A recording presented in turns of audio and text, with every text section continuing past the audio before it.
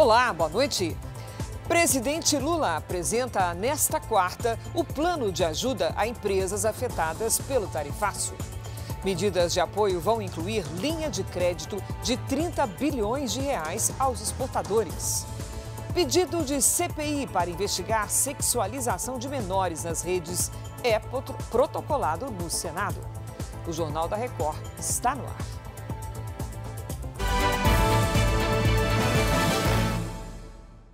Oferecimento Bradesco Empresas e Negócios. Autoajude-se e abra sua conta PJ. O presidente Lula anunciou 30 bilhões de reais em crédito para o plano de ajuda aos exportadores prejudicados pelo tarifaço americano. Então vamos a Brasília conversar com Yasmin Costa. Oi, Yasmin, boa noite. Parece que agora saem as medidas, é isso mesmo? Pois é, Cris, boa noite para você também. É isso. O foco serão os pequenos negócios e também as compras governamentais, especialmente de itens perecíveis. Lula vai assinar e apresentar a medida provisória nesta quarta-feira.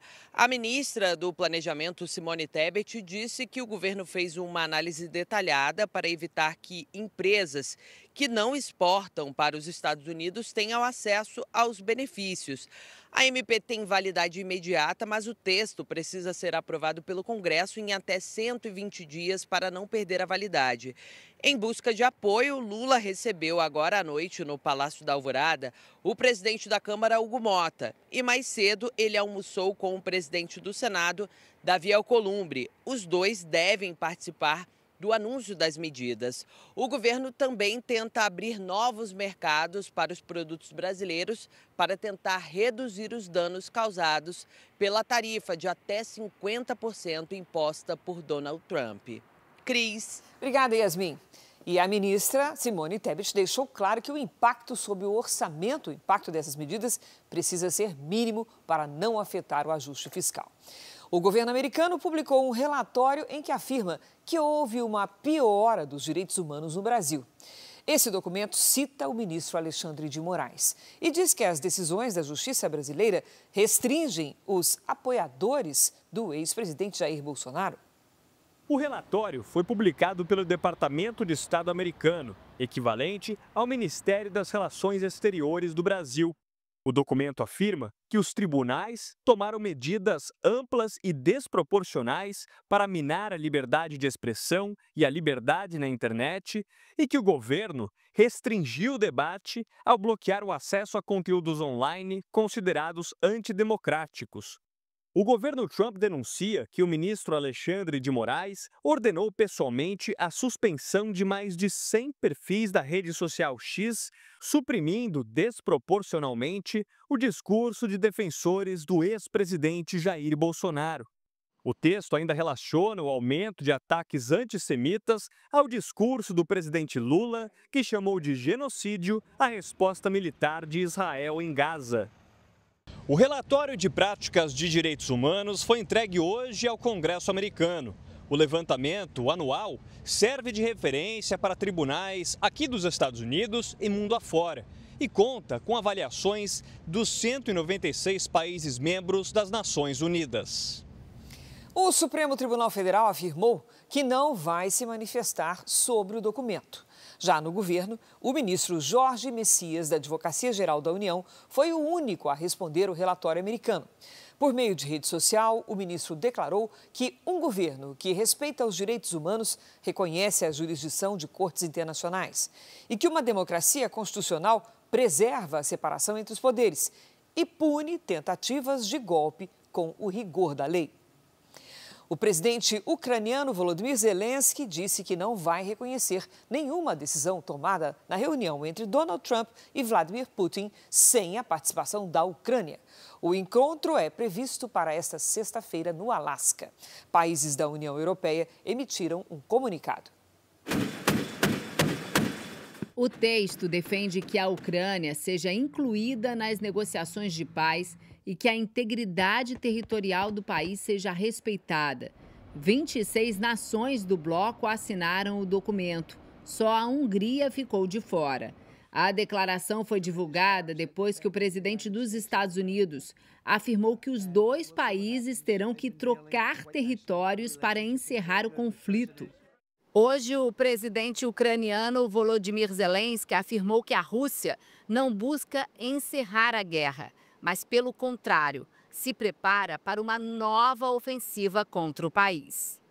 Zelensky também voltou a rejeitar a proposta de ceder territórios do país, como foi proposto pela Rússia para acabar com a guerra. Nos últimos dias, tropas russas avançaram pelo menos 10 quilômetros no leste da Ucrânia. A operação faz parte da estratégia de Moscou para obter controle completo da região de Donetsk. Hoje, a Rússia ocupa cerca de 20% do território ucraniano. E é justamente essa área que o presidente Vladimir Putin quer ver reconhecida como território russo. A expectativa é que Putin leve essa condição a Trump durante o encontro entre os dois, marcado para esta sexta-feira no Alasca. Aqui no Brasil, em julho, a inflação chegou a 0,26% e foi puxada principalmente pelo aumento da energia elétrica. Apesar da alta, o índice ficou abaixo da expectativa do mercado financeiro. A conta de luz desta confeitaria em Porto Alegre veio bem mais alta do que a Carolina esperava. Em abril, não chegou a R$ 900, mas em julho ela pagou R$ 1.205. Já que agora é inverno, a gente não está usando ar-condicionado, cortina de vento, então é basicamente um forno, um balcão refrigerado, uma geladeira, não era para dar tão alta assim. Em julho, a conta de luz pesou ainda mais com a bandeira tarifária vermelha. Nos 7 primeiros meses do ano, acumula alta de mais de 10%. Essa variação é a maior para o período desde 2018. A gente vai ter a bandeira vermelha patamar 2 funcionando ao longo de todo o mês de agosto. Com certeza, a conta de luz vai continuar pressionando os indicadores de inflação e o orçamento das famílias. A energia elétrica foi o item que mais influenciou o IPCA de julho, que ficou em 0,26%. O resultado apontou uma leve aceleração em relação a junho. Dos 9 grupos pesquisados, 6 tiveram alta, com destaque para a habitação e transportes. Vestuário e alimentação apresentaram queda nos preços.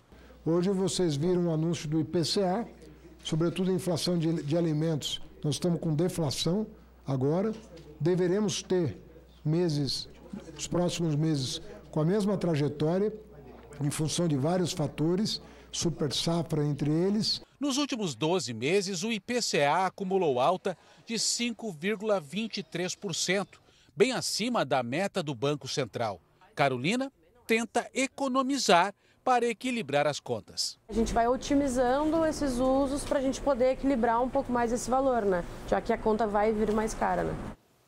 E tudo isso teve impacto na operação da Bolsa. Vamos ver aqui no nosso telão. A inflação abaixo da expectativa no Brasil e a estabilidade dos preços nos Estados Unidos repercutiram bem no mercado financeiro. O dólar caiu mais de 1% e terminou o dia cotado a R$ 5,38. Esse é o menor valor para o dólar em 14 meses. Já o Ibovespa, o índice da Bolsa de Valores de São Paulo, subiu 1,69% aos 137 mil pontos. O INSS suspendeu o contrato com mais um banco responsável pelo pagamento de benefícios a aposentados e pensionistas. A decisão foi tomada a partir de denúncias de que, ao instalar o aplicativo do Agibank no celular, aposentados e pensionistas tinham os telefonemas feitos para a central do Instituto interceptados e redirecionados para o próprio banco. Com isso, os usuários eram impedidos de obter informações sobre benefícios, registrar reclamações ou pedir o ressarcimento de descontos indevidos. O banco também convocava segurados para comparecerem às suas lojas para, supostamente, tratar de descontos feitos por entidades associativas e receber o dinheiro de volta. De acordo com o INSS, o banco induziu os segurados a contratarem empréstimos e também recusava os pedidos de portabilidade de benefícios e descontava valores de forma indevida. A gente está fazendo, na verdade, um pente fino em todos os 19 bancos que têm autorização para poder fazer sua folha de pagamento, assim como com as 74 entidades que fazem crédito consignado. O INSS reforça que os segurados que recebem benefícios pelos bancos suspensos não serão afetados. Os beneficiários que tiveram pedido de portabilidade recusado devem procurar a ouvidoria do INSS. O Agibank negou as irregularidades e destacou que não desvia chamadas feitas para o telefone 135 do INSS. O INSS registra até o momento a devolução de mais de R$1 bilhão em descontos indevidos aos aposentados. O golpe, descoberto em abril, teria causado o desvio de R$6 bilhões. A CPI da adultização, que vai investigar a exposição de crianças na internet, já recebeu 70 assinaturas de apoio no Senado. Para ser instalada, a CPI depende agora do presidente da Casa, Davi Alcolumbre. Senadores querem apurar a exposição indevida de menores em reação às denúncias feitas pelo influenciador Felca, que apontou casos de adultização e sexualização de crianças nas redes. O presidente Lula confirmou agora à noite que o governo federal vai enviar ao Congresso um projeto de lei para regulamentar as Big Techs, com foco na proteção de crianças e adolescentes. A Petrobras e o IBAMA chegaram a um acordo sobre a simulação da exploração de petróleo na foz do Amazonas. O último teste para a liberação já tem data. E quem traz essa história direitinho para a gente é a Jaqueline Frison, ao vivo de Brasília. Oi, Jaqueline, boa noite. Conta para a gente como é que vai ser.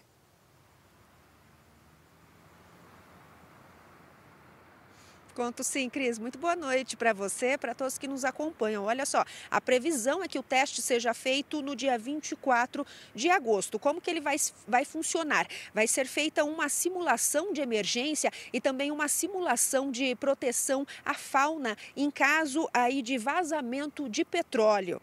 Com duração de 3 a 4 dias, o desempenho nesse teste vai ser determinante para a liberação da perfuração do poço de petróleo nos mares do Amapá. A Petrobras tenta há anos licenciar o posto, só que o IBAMA sempre apresentou resistência. Os equipamentos e as embarcações contratados a um custo de R$4 milhões por dia já estão em Belém. E o presidente do Senado, Davi Alcolumbre, que é um dos principais defensores da exploração de petróleo nesta região, disse o seguinte através de nota. Ele comemora e diz que esta atividade, este teste é um marco para o Amapá. Cris.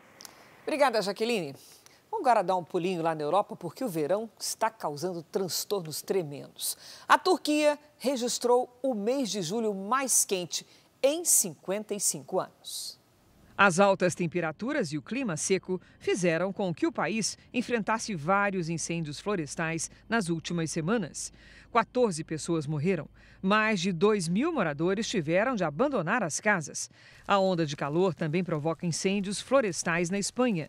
Na região da Galícia, o fogo consumiu uma área equivalente a 3.500 campos de futebol. Em 3 cantos perto da capital Madrid, um incêndio obrigou 180 famílias a deixarem as casas. Um morador morreu. Um imigrante ilegal foi condenado à prisão perpétua nos Estados Unidos. Ele foi julgado por violentar e matar uma americana em 2023. Victor Martinez Hernandes, de 24 anos, foi condenado por matar a empresária Raquel Morim, de 37 anos. Mãe de 5 filhos, ela foi atacada enquanto fazia uma trilha. Victor nasceu em El Salvador e entrou ilegalmente nos Estados Unidos. O caso teve grande repercussão no território americano e foi citado pelo presidente Donald Trump como exemplo da necessidade de endurecimento das leis migratórias e de reforço da segurança nas fronteiras. Um trem com 35 vagões descarrilou no Texas, nos Estados Unidos. Os vagões saíram dos trilhos perto de uma área rural. De acordo com as autoridades, o trem transportava um material perigoso, mas não foram dados maiores detalhes. O acidente provocou um princípio de incêndio. Ninguém ficou ferido. Uma explosão numa fábrica deixou 9 mortos e 7 feridos na região metropolitana de Curitiba. O local produzia explosivos. Do lado de fora da fábrica, a busca por informações de parentes foi intensa durante todo o dia. Ricardo não conseguia contato com o irmão. De ansiedade para saber, como é que tá. E até agora nada, né? A fábrica fica em 4 Barras e é especializada em materiais usados em grandes obras e mineração. Câmeras de segurança registraram a explosão por volta das 6 horas da manhã desta terça-feira. Se eu sofresse do coração hoje, eu tinha morrido. Foi bem forte. O esquadrão antibombas fez uma varredura nos destroços para eliminar riscos de novas explosões.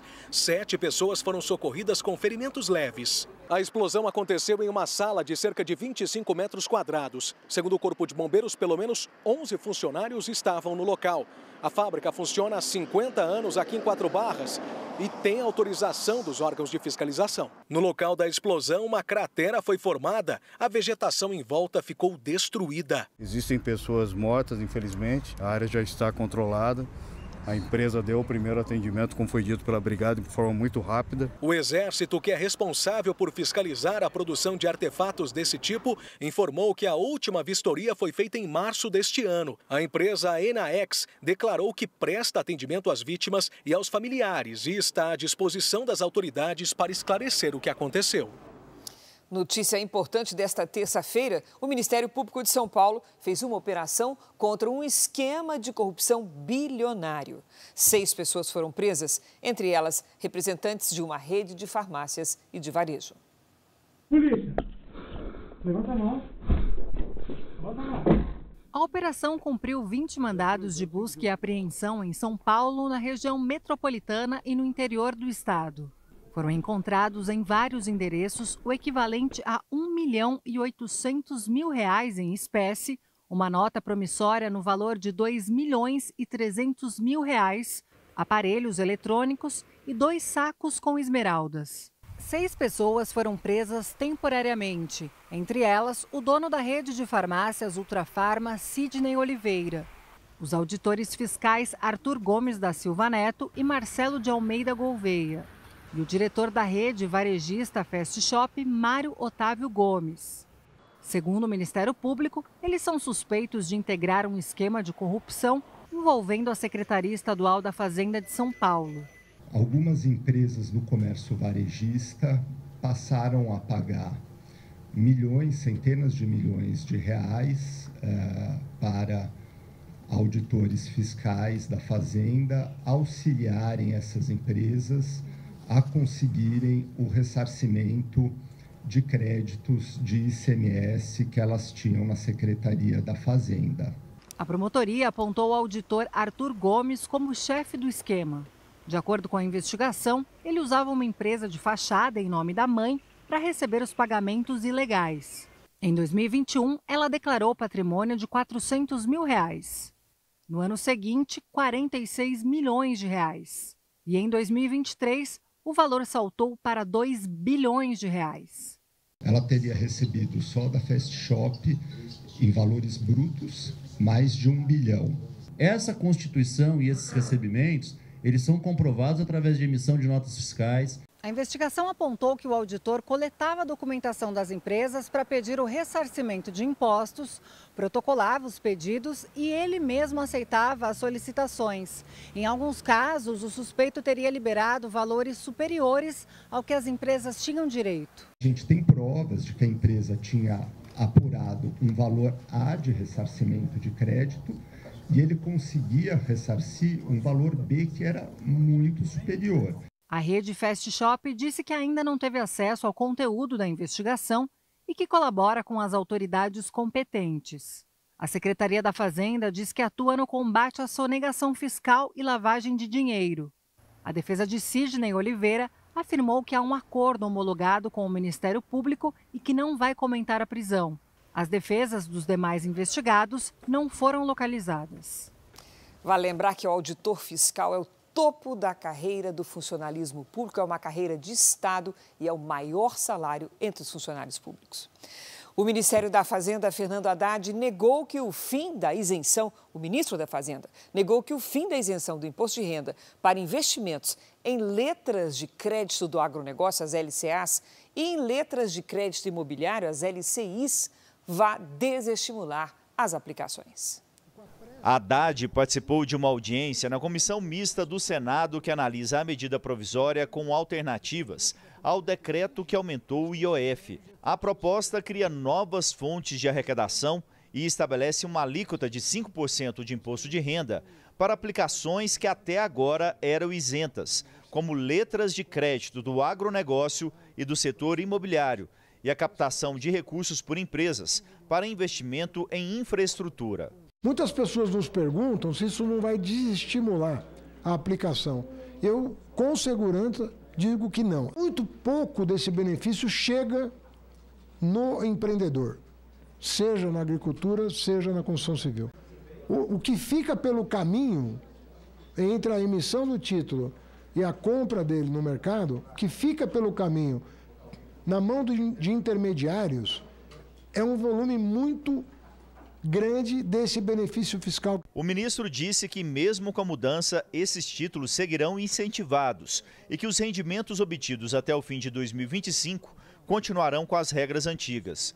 A MP também altera a tributação da contribuição social sobre o lucro líquido para instituições financeiras. Fintechs deixam de pagar 9% e passam a ser taxadas em 15%. O governo espera que a votação da medida provisória ajude a reforçar o equilíbrio fiscal. A expectativa é de que o relatório final seja apresentado ainda este mês. Durante a audiência, Haddad também falou sobre o crescimento progressivo da dívida pública.